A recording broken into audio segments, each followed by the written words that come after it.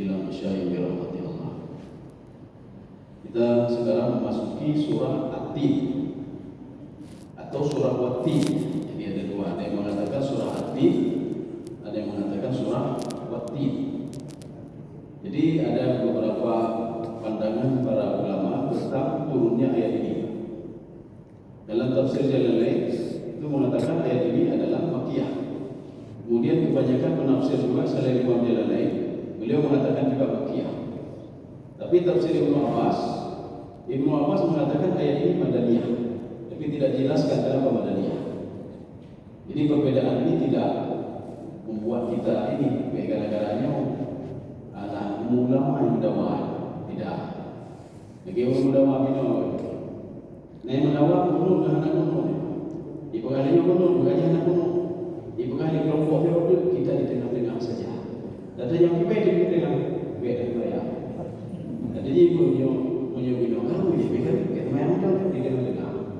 Di lagi 8 dan 20, bukan 8 dan 20, 20 dan 20. Bukan di kelompok kita di tengah-tengah saja. Apa yang dinamakan beda bayar ini? Beda bayar. Aman dong. Kaum muslimin sedang iman di rahmat Allah. Kita apa namanya? So kita masuk surah At-Tin. A'udzu billahi minasyaitonir rajim. Bismillahirrahmanirrahim. Wat-tini waz-zaitun. Jadi ini sumpah. Karena waw itu ada waw qasam, ada waw ma'iyah, ada waw ataf, dan banyak lagi waw yang lain. Ini waw ini adalah waw sumpah. Sekarang masalahnya At-Tin itu, Az-Zaitun itu apa sebenarnya? Kalau di dalam tafsir Ibnu Abbas mengatakan di mana aqsamallahu bin-tin. Kenapa Allah bersumpah dengan Wat-Tin? Li'anna fihi khairan katsir. Karena di situ ada gizi yang banyak di dalam Wat-Tin, kata beliau. Az-Zaitun begitu juga. Ini tafsir Ibnu Abbas. Beda lagi dengan tafsir Al-Qurtubi. Beda lagi dengan tafsir Al-Tabari. Beliau mengatakan Wat-Tin demi masjid yang ada di Damaskus. Tin itu demi masjid yang ada di Damaskus. Karena ini adalah simbol. Tin itu simbol. Ini kata Imam Al-Qurtubi dan At-Tabari. Sedangkan Wat-Tin waz-Zaitun demi masjid yang ada di Masjidil Aqsa. Kalau satu tadi di Damaskus, satu lagi di Masjidil Aqsa. Sudah dua. Sekarang yang ketiga, Wat-Tin waz-Zaitun demi buah tin dan buah zaitun. Ada yang mengatakan Allah bersumpah demi Masjidil Haram, tempat ketika Nabi Muhammad SAW Isra dari Masjidil Haram, wa zaitun demi Masjidil Aqsa. Ini sudah tiga. Sekarang yang keempat, di dalam tafsir As-Sa'di, apa kata Imam As-Sa'di? Ayat ini itu jenisnya ijaz qasam. Ya, jenisnya ijaz qasam. Sebenarnya Allah bersumpah bukan demi buah tin dan zaitun. Ini sama yang dikatakan oleh Imam Al-Qushairi dalam tafsir beliau. Imam Al-Qushairi itu keunggulan tafsir beliau itu menafsirkan simbol yang ada di dalam Al-Quran. Simbol yang ada. Makanya Wat-Tin itu sebenarnya ada kalimat ijaz di situ. Ada kalimat ijaz besar. Maksud Wat-Tin adalah mambatut tin, tempat tumbuhnya buah tin, tempat tumbuhnya buah zaitun. Waktu itu masyhur sekali buah tin dan buah zaitun di mana? Di Syam, negara Syam. Negara Syam adalah negara para nabi. Kalau disebutkan Syam, apa saja Syam itu? Syam itu tiga: Palestina, Yordania, Suria. Ya, dunia Ibrahim Nabi jadi negara Syam. Makanya Syam levelnya berdagang dari Mekah ke negeri Syam. Itulah Syam dia. Jadi negeri ini Syam, hujah Yordania, hujah Suria, hujah Palestina. Jadi Wat-Tin waz-Zaitun, kata Imam As-Sa'di, ini adalah simbol tempat tumbuhnya, masyhurnya buah tin dan buah zaitun di Syam. Jadi Nabi yang paling masyhur di Syam itu adalah Nabi Isa alaihissalam. Jadi sebenarnya Allah bersumpah ini demi buah tin dan buah zaitun, demi tempat tumbuhnya buah tin dan buah zaitun, tempat tumbuhnya di negeri Syam. Seorang Nabi yang diangkat di situ adalah Nabi Isa alaihissalam. Dan kalau kita balik, Allah bersumpah demi Nabi Isa alaihissalam Di tempat Nabi Isa itu, di Palestina dan negeri-negeri Syam itu, masyhur tumbuh dua tumbuhan, buah tin dan buah zaitun. Ya. Di tafsiran yang kedua, tafsiran yang keempat. Sekarang tafsiran yang kelima. Tafsiran yang kelima, kita mengambil satu tafsir yang agak unik sedikit. Ini tafsir Ibnu Arabi. Terbalik ini tafsirnya, cuma ada dua jilid. Ibnu Arabi kadang-kadang beliau lain. Kenapa? Karena melalui pendekatan tasawuf beliau, Ibnu Arabi. Apa kata beliau? Watin adalah simbol, kata beliau. Ini simbol juga. Tapi beliau menafsirkan berbeda dengan Ibnu Abbas, berbeda dengan Imam Jalalain, berbeda dengan Imam At-Tabari, berbeda dengan Imam Al-Qurtubi. Jadi atin itu adalah sumber gizi yang yang banyak gizinya. Jadi kalau banyak gizinya, kalau dari tubuh manusia yang paling hebat adalah hati, maka watin itu adalah wati demi hati manusia. Ya, ini kalau pendekatan Ibnu Arabi. Karena Ibnu Arabi adalah seorang tafsir sufi beliau. Jadi beliau mengatakan Allah bersumpah demi hati manusia. Ini karena hati ini kata Imam Al-Ghazali, al-qalbu mithlul malik. Hati ini seperti raja. Kalau raja baik, semua baik. Kalau raja jelek, menunduk. Maka ada sebuah filosofi begini. Kalau ingin tahu raja itu baik tidak baik, lihatlah masyarakatnya. Menyo masyarakat ini hangaji, berarti raja bagus. Kalau masyarakatnya bagus, berarti rajanya bagus. Ini filosofi di dalam raja tersebut. Jadi kalau seandainya tangannya baik, matanya get, apa get, kaki get, kesimpulannya apa? Hati get. Menyo hati get apa? Berarti salatnya sudah benar. Karena di dalam Ibnu Qayyim Al-Jauzi, di dalam kitab beliau Mahabbatullah, apa kata beliau? Hakikatul ibadah rabbul qalbi. Hakikat kita beribadah. Untuk apa kita salat, untuk apa kita bayar zakat, untuk apa buat ibadah, untuk apa kita jauh dari menjalani perintah Allah dan meninggalkan larangan Allah, rabbul qalbi. Untuk tenang hati. Ya. Maka kalau sudah tenang hati, hakikat ibadah sudah kita tentukan. Yang nanti kita berusaha salat maghrib, namun dan waktu itu setelah salat maghrib, namun dan hati yang tenang. Itu kesimpulannya apa? Salatnya belum khusyuk lagi.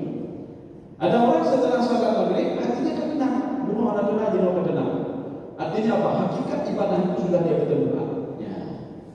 Makanya di dalam tafsir Ibnu Arabi, ketika beliau mengatakan watin demi buah tin, maksudnya apa? Demi hati manusia, demi hebatnya hati manusia, kehebatan hati manusia.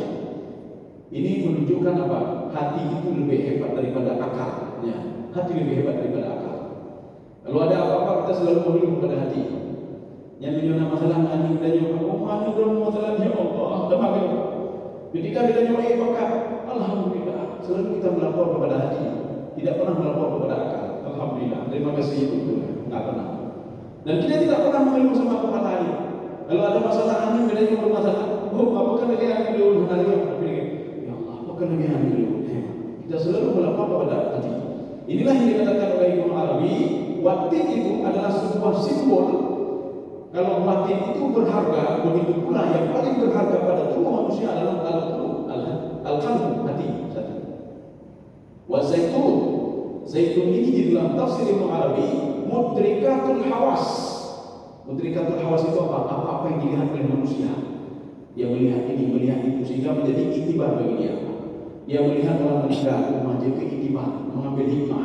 Dia lihat itu, mengambil hikmah. Jadi makanya ada dua, ada orang ketika ada orang meninggal, satu orang tak bisa mengambil hikmah, satu lagi bisa mengambil hikmah. Hikmah itu apa sebenarnya? Ketika ada orang meninggal dunia, orang yang tidak ada hikmah pada diri dia, apa kata dia? Oh, sayang dulu meninggal, sayang, dia sayang sama mayat itu. Padahal orang itu ketika dia meninggal dunia, dia sudah pergi ke alam barzakh, di mana nikmat alam barzakh itu lebih besar dan lebih banyak dibandingkan dengan alam dunia. Sebenarnya orang yang sudah masuk ke alam barzakh, yang dia sebelumnya patuh dan taat kepada Allah, dia berterima kasih kepada Allah. Ya Allah, saya sudah masuk ke dalam nikmat selanjutnya ya Allah. Saya sudah masuk ke alam barzakh. Ini dibuktikan dengan kitab Al-Muwatta punya Imam Malik. Di situ ada dialog antara mereka dengan orang yang sudah masuk ke dalam kubur. Dia minta kepada Allah Subhanahu wa taala. Apa permintaannya? Wahai malaikat, tolong kembalikan saya, zaruni azur ahli. Tolong kembalikan saya melihat, tolong biarkan saya untuk melihat keluarga saya di bumi sebentar saja. Tidak boleh, kata malaikat, kamu tidur saja, kamu tidur saja. Artinya apa? Orang yang meninggal ini ingin memberitahukan kepada orang dunia, saya sudah enak sekali di sini. Lu cukup mengangkat di sini. Ya enggak. Saya cukup enak sudah di sini. Di alam barzakh cukup enak saya. Dan saya merasa heran kenapa kalian masih menangis di dunia. Ya. Sebenarnya saya yang menangisi kalian. Kenapa masih mau tinggal di dunia ini? Ya. Tapi dia dikatakan oleh malaikat, tidak, kamu tidur saja. Nam, kata malaikat, kamu tidur saja. Jadi dalam riwayat itu disebutkan la ahad yuqiduhu illa nafatu tsani. Tidak ada yang bisa membangunkan dia kecuali tiupan sangkakala yang kedua. Tapi ada hadis lain lagi. Hadis lain yang menyebutkan tidak ada yang bisa membangunkan dia kecuali orang yang paling dia cintai. Contoh, dia punya anak saleh. Dia berdoa kepada Allah Subhanahu wa taala. Ketika anak saleh ini berdoa, kerja kunci dan berdoa, "Umma beliau berdoa, kacau beliau binatang." Ya, itu dalam satu riwayat lagi bisa membangunkan dia orang yang paling dia cintai. Kaum muslimin sedang jamaah jadi rahmat Allah. Ini namanya watin wa zaitun. Zaitun itu apa? Mudrikatul hawas. Jadi Allah bersumpah, saya bersumpah kata Allah demi hatimu yang begitu hebat sekali. Satu lagi, demi apa yang kamu lihat. Ada yang menjadi hikmah. Ya, ada satu lagi orang melihat orang meninggal itu tidak dengan hikmah. Dia sayang kepada mayat itu. Yang menyok mayat dia bilang, lu berdua mayat, itu sayang dulu. Kedua sayang. Lu terbayang beres, lu nak beres sayang. Ya kalau dia hidup, cuma sayangnya belum dibeli. Kemudian yang kedua, ada orang melihat sesuatu itu dengan hikmah. Bagaimana dengan hikmah? Ketika dia lihat orang meninggal, dia selalu melihat kepada diri sendiri. Lu akan suatu saat lagi nyuci, ibu mano, ibu kafan, ibu semayang, ibu sholat umum, yang lagi nyuci. Maka dia menyedihi hatinya sendiri. Gimana cara? Maka ibadahnya mungkin lama makin bertambah. Gara-gara melihat tadi. Ini orang melihat hikmah. Berarti ini watin wasai. Sekarang kita lanjut ayat selanjutnya. Waktu di sini, waw itu tetap juga waw qasam, waw sumpah. Allah bersumpah demi bukit Tur, Sini. Ada yang mengatakan sini itu Sinai. Ada yang mengatakan sini itu bukan bahasa Arab, tetapi bahasa Habasyah itu Ethiopia dan bahasa Ethiopia. Sini tidak ada bahasa Arab sini, tidak ada. Sini tidak ada bahasa Arab sini. Makanya orang Ethiopia kan dipegang bahasanya. Yang jauh Ethiopia. Jadi ketika motor Ethiopia, memegang mana itu mengapa mana? Ketika kita ngomong bahasa Arab, itu pun jawab. Saya bertanya kalian ngomong bahasa apa kalian? Dipegang bahasa Inggris, can you speak English? Bahasa Inggris, pegang bahasa Inggris. Inggris yang pernah kali bahasa yang lain bahasa. Ketika kami ingin lihat bagaimana alfabet tulisan kalian, tulisannya bukan dari bahasa. Jadi artinya sini ini adalah bahasa Habasyi. Sini bahasa Habasyi. Salah satu bahasa Habasyi juga itu Toha, yang termain ke bahasa Arab. Toha ke bahasa Arab. Toha adalah bahasa Habasyi. Artinya apa? Tidak ada di dalam bahasa Arab itu kalimat Toha. Maka inilah salah satu keunggulan Al-Quran, kehebatan Al-Quran. Bahasa Habasyi bisa masuk di situ. Ya, walaupun itu dalam jumlah 0,00 sekian persen. Jadi dianggap tidak ada juga. Dari 6.236 ayat, bukan ayatnya ini, tapi cuma lafaz-lafaznya saja, bukan dari bahasa Arab. Contohnya apa? Qistas, bil qistasil mustaqim dalam Al-Quran. Toha, Zanjabil, Sinin. Ada berapa lagi? Tidak banyak, ada 9 atau 10 lafaz. Ya 10 lafaz. Jadi yang berasal dari bahasa lain. Ada yang mengatakan Sinin ini adalah bahasa Saryaniyah. Ada yang mengatakan ini bahasa Arabnya. Sinin maknanya apa? Sinai. Sinin itu Sinai. Karena apa? Perubahan dari kalimat Sina menjadi Sinin. Ya. Jadi kita tidak usah ini, artinya kita menerima semuanya. Mereka baru kita terima. Karena punya landasannya masing-masing. Jadi mereka baru. Kaum muslimin sedang jemaah dirahmati Allah. Di dalam bahasa Habasyi itu Sinin itu kalau kita ngomong sama mereka Sinin, artinya Sinin itu apa? Al-Mubarak, Al-Hasan. Mubarak itu apa? Diberkahi. Hasan itu apa? Baik, bagus. Artinya apa? Watur Bukit Tur Sina itu adalah sebuah tempat yang diberkahi oleh Allah, tempat yang baik. Kenapa baik? Di sekitar Bukit Tur Sina itu buah-buahan tumbuhnya banyak sekali, banyak pohonnya. Maka dikatakan dengan sini Bukit Tur Sina. Jadi waktu di sini Allah bersumpah demi Bukit Tur Sina adalah bukit di mana Allah berdialog dengan Nabi Musa alaihissalam. Maka ada satu lagi, ini Bukit Tur. Bukit Tur jadi bukit. Satu lagi Wadin. Wadin itu lembah. Jadi satu lembah, satu bukit. Maka Nabi Musa alaihissalam bertemu dengan Allah itu biwadin muqaddasin wa. Itu Wadin itu di antara Yordania dan Mesir. Tapi kalau Sinai itu di Mesir. Jadi di antara Yordania dan Mesir, ketika Nabi Musa alaihissalam, beliau sudah 10 tahun tidak ketemu sama ibunya. Maka ketika itu dia bawa 2 istrinya untuk masuk ke Mesir. Jadi dia dulu lari ke Yordania. Sampai di Yordania 10 tahun berada di Yordan, dan dia itu menikah dengan anak Nabi Syuaib di Madian. Setelah 10 tahun kemudian dia kembali lagi ke Mesir karena sudah rindu sama ibunya. Ya. Ketika di tengah perjalanan itu di antara Yordan dan Mesir kan berbukit-bukit sama seperti Yaman. Ketika sampai ke sebuah tempat, apa kata Nabi Musa alaihissalam? Inni anastu nara. Karena dua istrinya sedang mengandung, mau melahirkan. Dia ini butuh pertolongan ini. Dia melihat api. Ini anastu nara. Saya melihat api. Kalian tunggu saja di sini. Mungkin di situ ada berita baik. Tapi ketika berangkat ke situ, akhirnya Allah berdialog dengan Nabi Musa alaihissalam. Akhirnya dia langsung pergi ke Mesir. Dia tinggalkan istrinya dua-dua di situ. Maka di dalam tafsir Al-Baydawi, di dalam tafsir Sawi, 2 istrinya tidak tahu mau kemana. Dia mau kata dia Musfir anak kerjanya pakai tahu dia mau ni. Maka di dalam juga disebutkan ada seorang pengembala.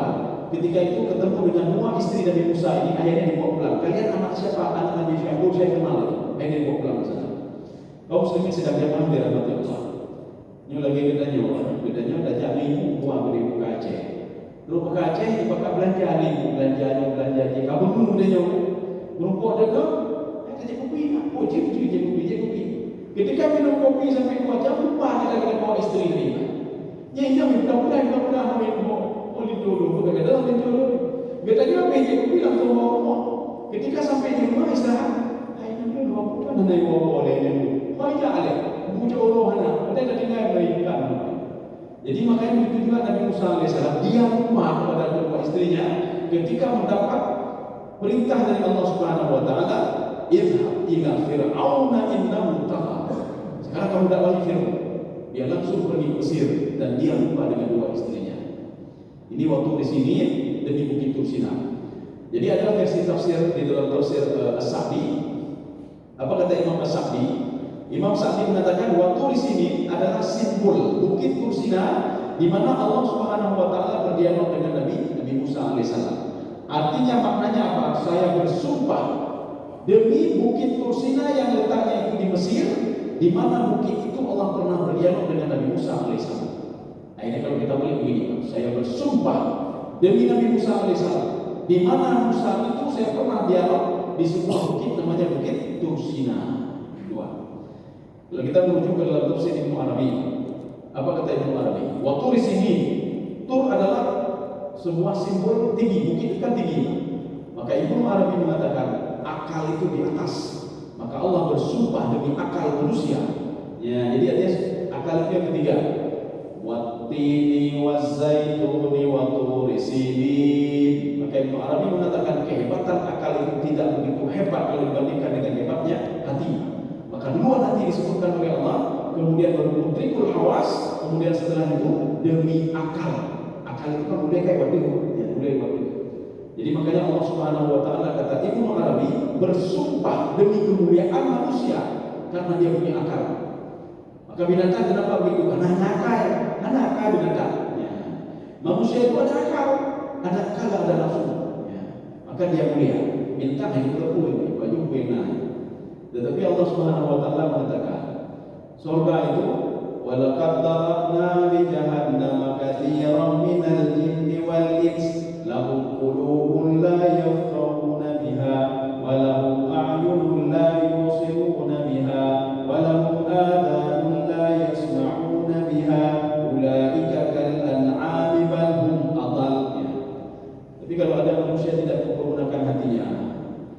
mempergunakan matanya, tidak mempergunakan telinganya. Mereka itu kata Allah seperti binatang. Bahkan lebih sesat dari binatang. Ya. Jadi betul itu enak. Ini sudah tafsir waktu di sini.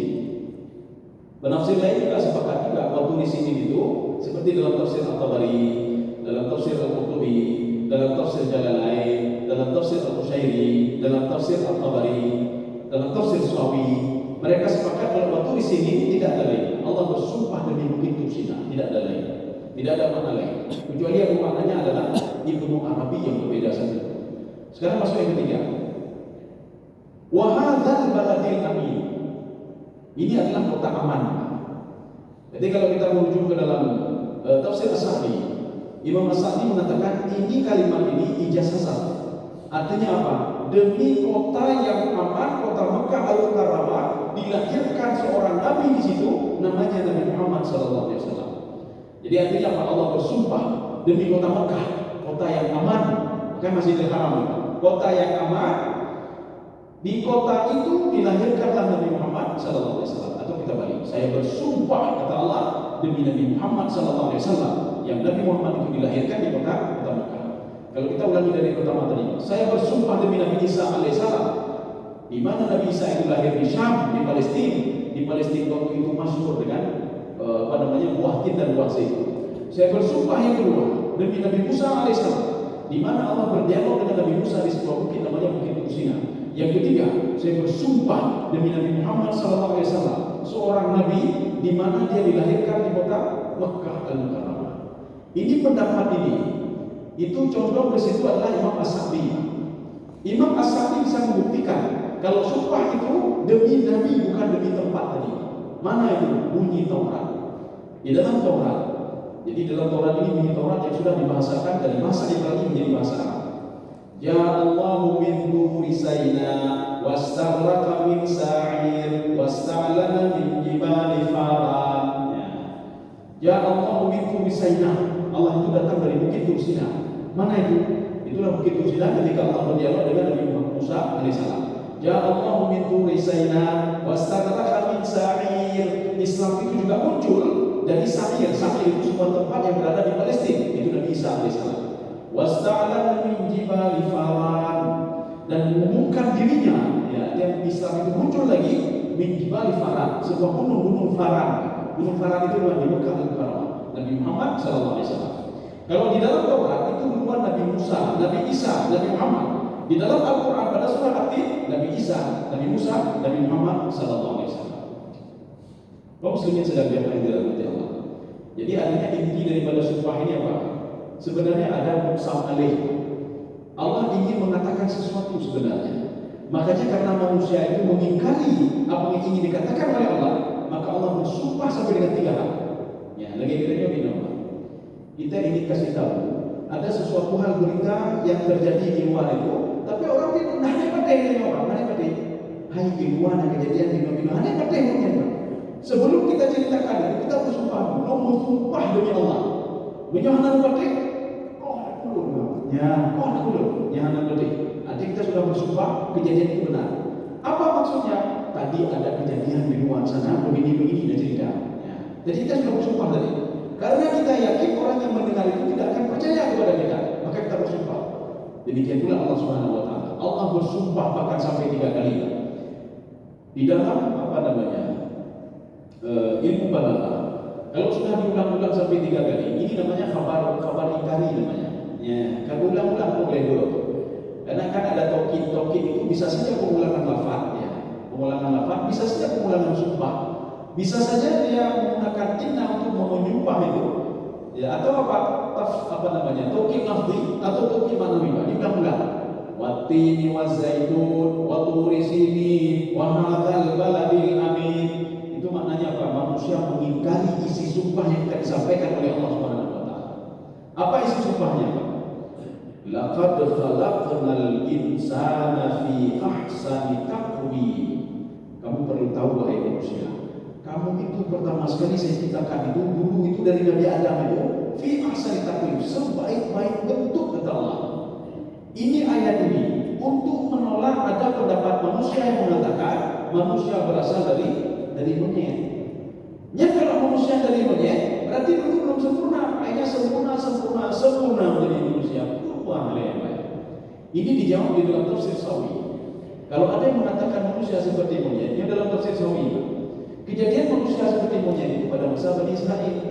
Ketika mereka itu yang Sabatnya, mereka itu hari ibadahnya hari Sabtu. Ketika itu Allah mengatakan kepada mereka, la ta'bu fis sabt. Jangan keluar hari Sabtu, karena waktu itu untuk beribadah kepadaku, kata Allah Subhanahu wa taala. Akhirnya mereka keluar juga. Ketika mereka keluar, mereka diutus oleh Allah Subhanahu wa taala. Kunu qiradatan khasi'in. Jadilah kalian itu monyet-monyet. Ini ketiga. Jadi ini ada dua pendapat. Ada yang pertama mengatakan betul-betul jiwanya menjadi tibet, satu. Yang kedua, hati mereka lagi tibet. Gimana hati lagi tibet? Mengenyo yang kanan simpan, baju dulu, nadau ya. Jadi kayak itu yang naju. Pengen nampak jauh tidak dinikmati dulu, yang mana loh. Akhirnya kata berbeda. Ini orang yang tidak bersyukur nikmat Allah. Sudah ada di tangannya. Kenapa tidak dinikmati itu? Dia masih terpikir yang lain. Bagaimana cara berbeda? Akhirnya apa? Yang Pak Jarwo ada apa? Jadi makanya kalau kita ingin nikmat hidup, nikmatilah apa yang sudah ada. Apa yang tadi oleh Allah, nikmati saja yang sudah diberikan oleh Allah. Beda fikir belum ada. Ini menyambung saat dan menyambung pelajarannya karena hanya apa beda. Maka kita tidak pernah mensyukuri nikmat Allah Subhanahu wa taala. Kaum muslimin sedang dimana dalam Allah. Jadi artinya ada yang mengatakan betul-betul dari monyet. Jadi kalau seandainya dikata Imam Syafi'i dan ulama, kalau betul mereka mengatakan manusia dari monyet, berarti itulah monyet-monyet Bani Israel, monyet-monyet Yahudi. Keturunan dia itulah keturunan monyet-monyet semuanya, kata ya dalam tafsir Syafi'i. Tapi Allah mengatakan tidak, manusia itu sudah saya ciptakan sebaik-baik bentuk. Yang pertama, pemahaman yang kedua, maksud sebaik-baik bentuk. Ini kalau kita lihat telinga kita, kehebatan tangan kita, kemudian saraf-saraf yang ada di kepala kita, saraf-saraf yang ada di tangan kita, semuanya. Kalau kita ingin mengetahui bagaimana sarafnya Nabi Adam, lihatnya ke saraf kita, sama dengan Nabi Adam. Ya. Kalau kita ingin melihat bagaimana struktur otak kita, struktur otak Nabi Adam, lihatlah struktur otak kita. Kalau ingin melihat bagaimana struktur lambung Nabi Adam, lihatlah struktur lambung kita. Sama, tidak jauh berbeda. Kenapa? Karena Nabi Adam itu pertama sekali diciptakan sudah sebaik-baik. Ya. Kalau kita kan lain kan. Kalau kita buat mobil zaman dulu tidak sama seperti sekarang.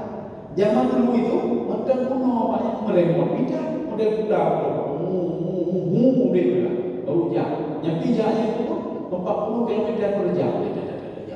Tapi sekarang makin canggih, bisa saja tahun 3000 nanti lebih canggih lagi. Tapi manusia dari itu sudah canggih. Ya, jadi beda pikir mana beda mana canggih loh, karena urut jamu, ginjal fungsinya makan 20%. Ya di dalam manusia kan canggih, ginjalnya sudah canggih lucu. Karena aja, sama dulu. Artinya apa? Dari dulu Allah Subhanahu wa taala tidak perlu merubah sistem yang ada pada manusia. Tapi kalau HP, mobil, setiap tahun itu para ahli dulu ini bagaimana cara kita rubah ini supaya lebih canggih. Nyoka canggih, bagaimana bercanggih loh? Kakak canggih, bercanggih loh. Ya. Artinya kenapa? Keterbatasan otak manusia.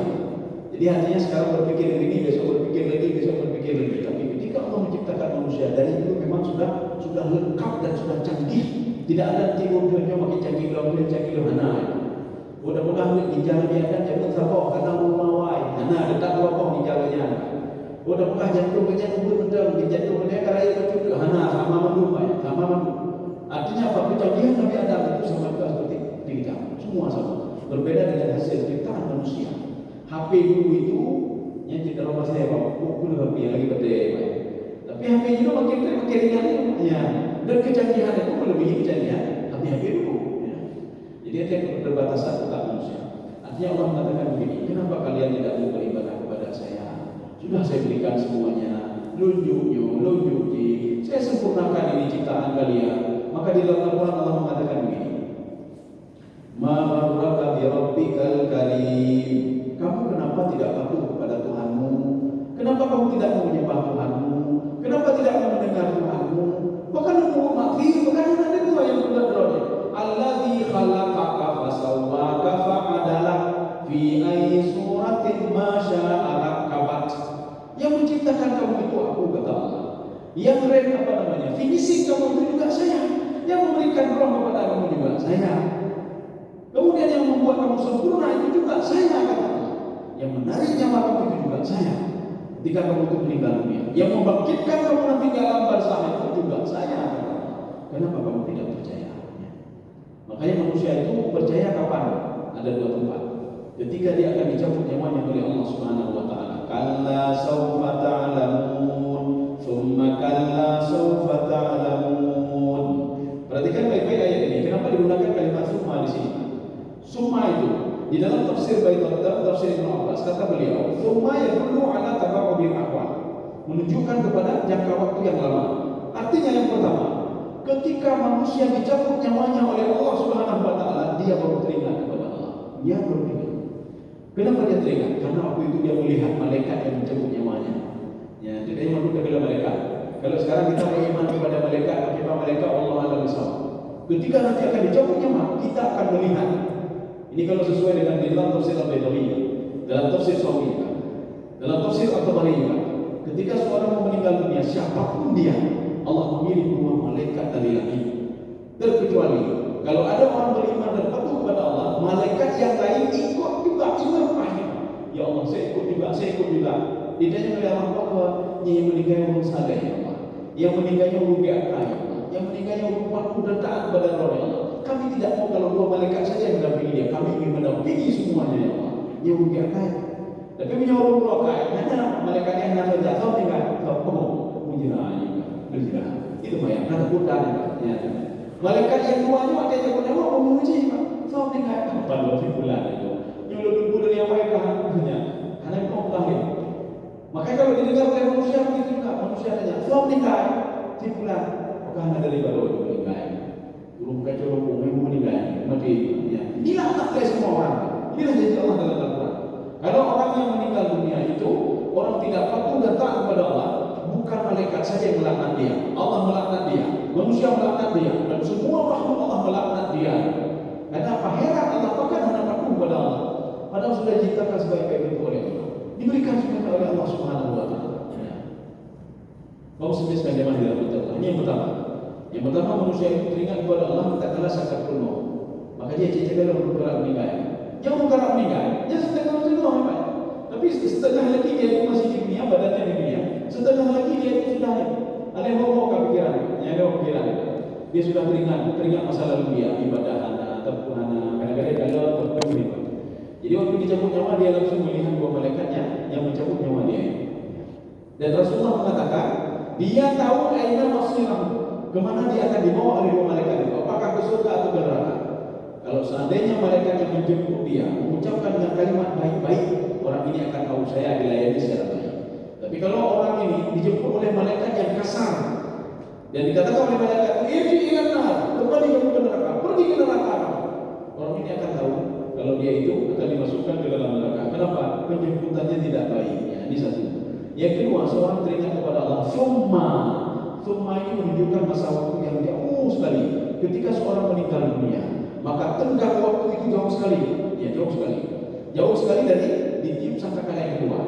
Kalau kita merujuk ke dalam tafsir Jalalain, tiupan sangkakala yang pertama saja jaraknya dengan tiupan sangkakala yang kedua, arba'ina sanah, kata Imam Jalalain, 40 tahun lamanya.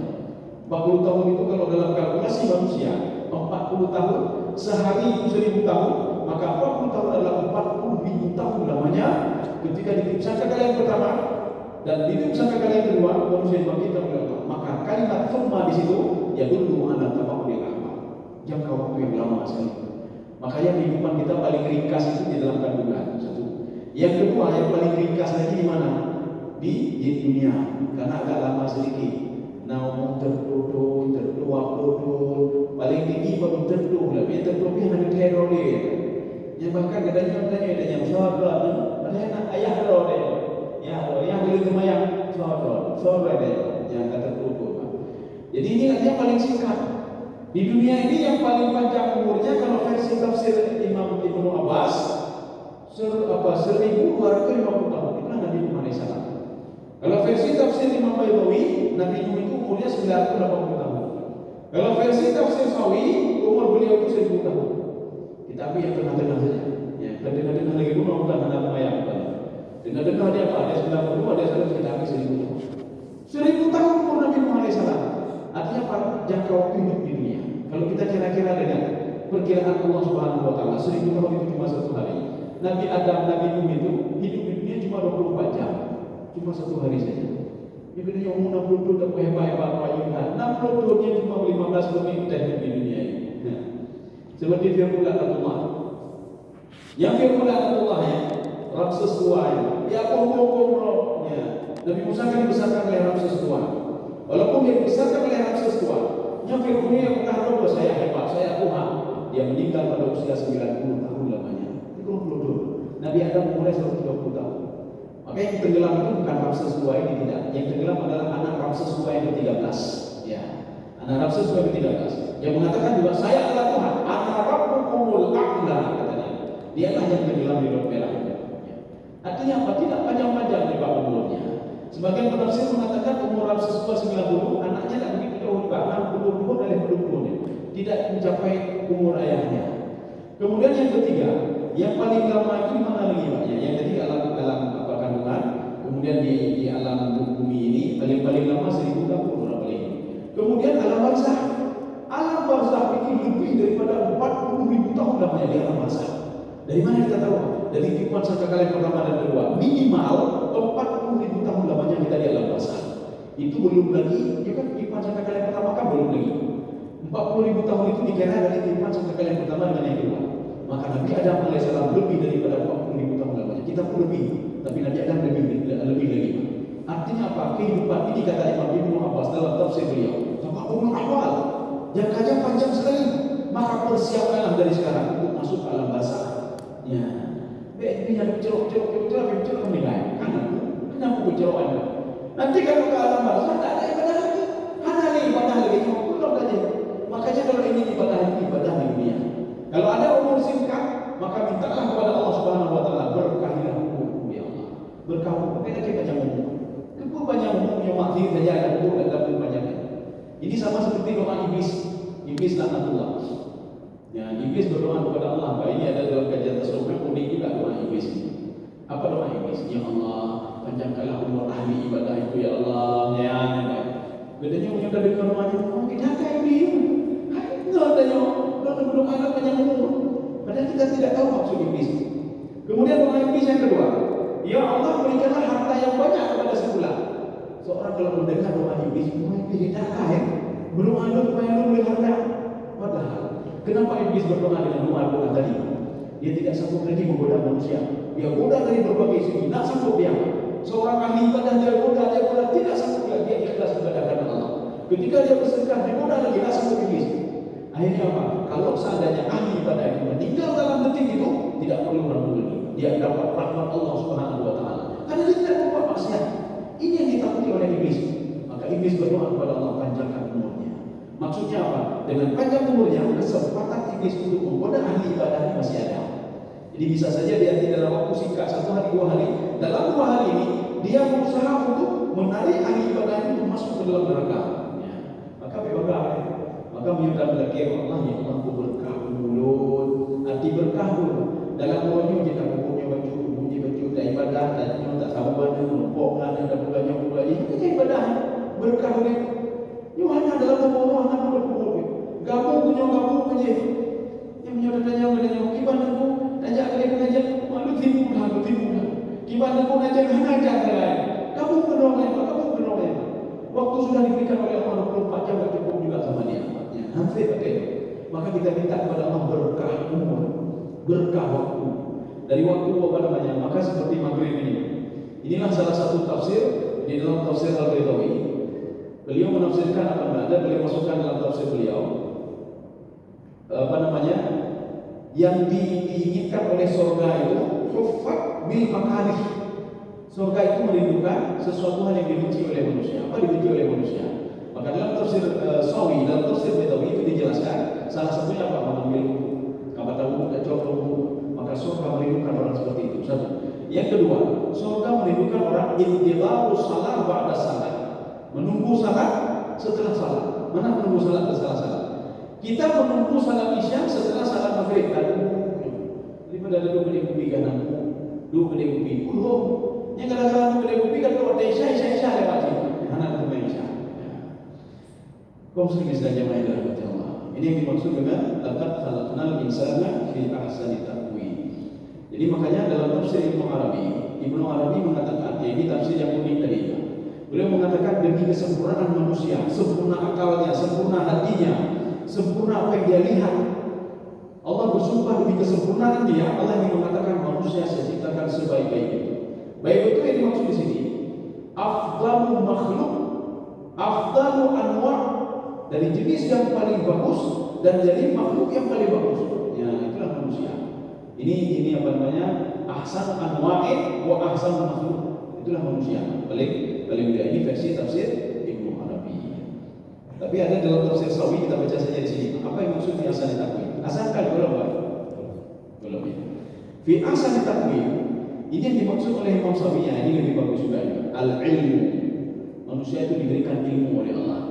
Maka oleh karena itu kalau ingin minta ilmu lagi kepada Allah, ya Allah berkahilah ilmuku, nepurnolon, nearahkan lu, nejuk-nejuk lu, lagi kepada Allah ya, lagi kepada Allah Subhanahu Wa Taala.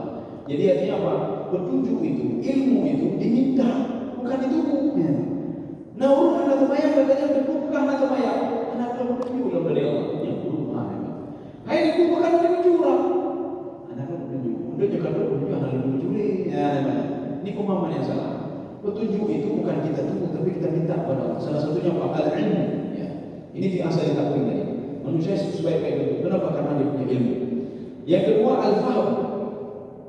Dia bisa memahami sesuatu. Ini manusia. Begitu cerdasnya manusia. Bisa buat ini, bisa buat itu. Fi ahsan taqwim. Yang ketiga, al-aql. Diberikan akal oleh Allah Subhanahu Wa Taala. Kemudian yang keempat, wat tamyiz wal nutqu wal adab. Tamyiz itu apa? Bisa membedakan yang baik dan yang buruk. Jadi makanya manusia itu cenderung untuk berbuat baik dan buruk itu ada sama diri dia.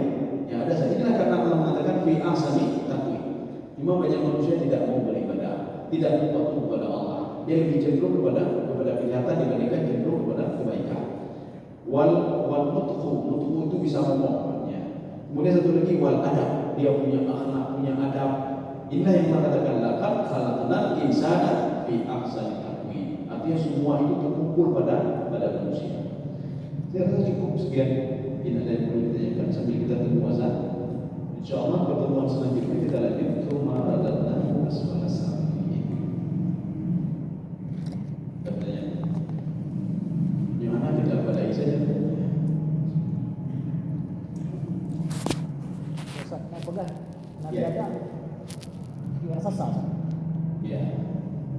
Di dalam satu riwayat itu disebutkan Nabi Adam itu sittina dirham. Sittin dirham itu 60 zirah. 60 zirah kira-kira 30 meter.